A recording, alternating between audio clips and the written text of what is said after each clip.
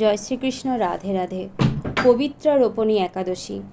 একদিন মহারাজ যুধিষ্ঠির ভগবান শ্রীকৃষ্ণকে জিজ্ঞাসা করলেন, হে প্রভু, শ্রাবণ মাসের শুক্লপক্ষের একাদশীর কি নাম তা কৃপা করে আমাকে বলুন। শ্রীকৃষ্ণ বললেন, হে মহারাজ, এখন আমি সেই পবিত্র ব্রত মাহাত্ম্য বর্ণনা করছি, মনোযোগ দিয়ে তা শ্রবণ করুন। যা শোনা মাত্রেই বাজপেয় যজ্ঞের ফললাভ হয়। প্রাচীনকালে দাপর যুগের শুরুতে মহিজিৎ নামে এক বিখ্যাত রাজা ছিলেন।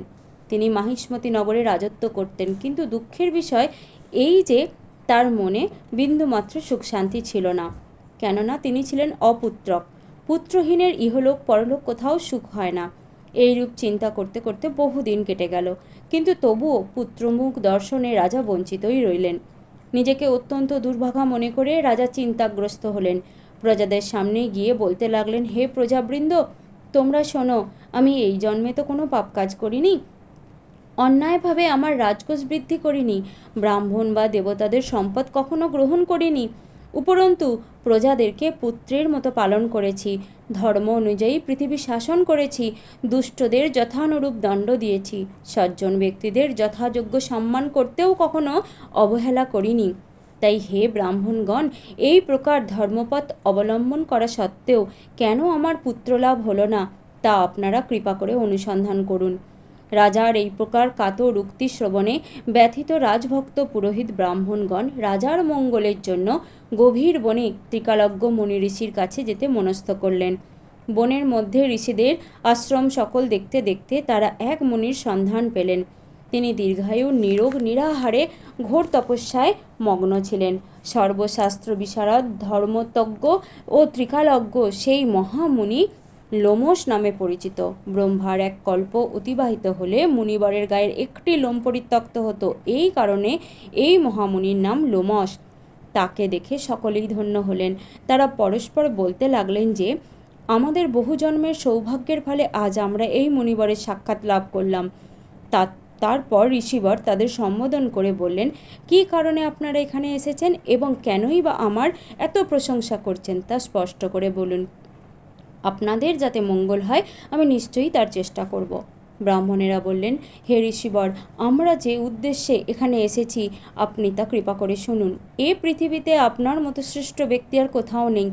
মহিজিৎ নামে এক রাজা নিঃসন্তান হওয়ায় অতি দুঃখে দিন যাপন করছে। আমরা তার প্রজা, তিনি আমাদেরকে পুত্রের মতো পালন করেন, কিন্তু তিনি পুত্রহীন বলে আমরাও সবাই মর্মাহত।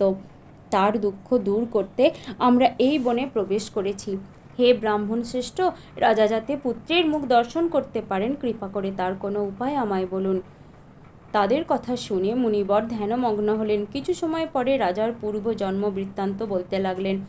এই রাজা পূর্বজন্মে এক দরিদ্র বৈশ্য ছিলেন।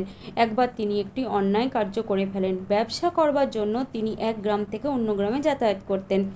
এক সময় জ্যৈষ্ঠ মাসে শুক্লপক্ষের দশমীর দিনে কোথাও যাওয়ার পথে তিনি অত্যন্ত তৃষ্ণার্ত হয়ে পড়েন। গ্রাম প্রান্তে একটি জলাশয় তিনি দেখতে পান, সেখানে জলপানের জন্য যান। একটি গাভী ও তার বাছুর সেখানে জলপান করছিল। তাদেরকে তাড়িয়ে দিয়ে তিনি নিজেই জলপান করতে লাগলেন।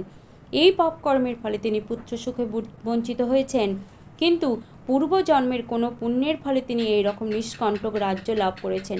হে মুনিবর, শাস্ত্রে আছে যে পুণ্য দ্বারা পাপক্ষয় হয়, তাই তা আপনি এমন একটি পুণ্য ব্রতের উপদেশ করুন যাতে তার প্রারব্ধ পাপ দূর হয় এবং আপনার অনুগ্রহে তিনি পুত্র সন্তান লাভ করতে পারেন। লোমশ মুনি বললেন, শ্রাবণ মাসের শুক্লপক্ষের পবিত্রারোপণী একাদশী ব্রত অভীষ্ট ফলদান করে। আপনারা যথাবিধি তা সকলে পালন করুন। লোমশ মুনির উপদেশ শুনে আনন্দ চিত্তে গৃহে প্রত্যাবর্তন করে তারা রাজাকে সে সকল কথা জানালেন। তারপর সকলে মিলে মুনির নির্দেশ অনুসারে ব্রত পালন করলেন। তাদের সকলের পুণ্যফলে রাজাকে প্রদান করলেন। সেই পুণ্য প্রভাবে রাজমহিষী গর্ভবতী হলেন। উপযুক্ত সময়ে বলিষ্ঠ, সর্বাঙ্গ সুন্দর এক পুত্র সন্তানের জন্মদান করলেন। ভবিষ্যতের পুরাণে এই মাহাত্ম্য বর্ণিত হয়েছে। এই ব্রত মাহাত্ম্য যিনি পাঠ বা শ্রবণ করবেন তিনি সমস্ত পাপ থেকে মুক্ত হবেন এবং পুত্র সুখ ভোগ করে অবশেষে দিব্যধাম প্রাপ্ত হবেন। রাধে রাধে। হরে কৃষ্ণ কৃষ্ণ কৃষ্ণ হরে হরে, হরে রাম রাম রাম হরে।